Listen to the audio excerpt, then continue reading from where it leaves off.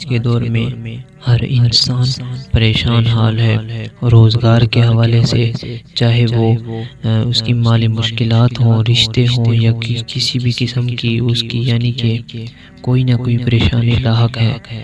اگر آپ روزگار کی وجہ سے پریشان ہیں تو یہ حضرت علی رضی اللہ تعالی عنہ کہتے ہیں کہ رئیس ہونے کی چابی حضرت علی رضی اللہ تعالی عنہ سے لے لیجئے۔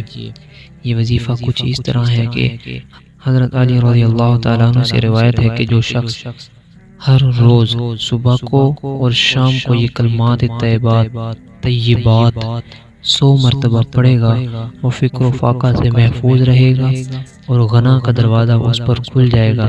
یعنی کہ رئیس ہونے کی چابی آپ حضرت علی رضی اللہ تعالیٰ عنہ سے لے لیجئے۔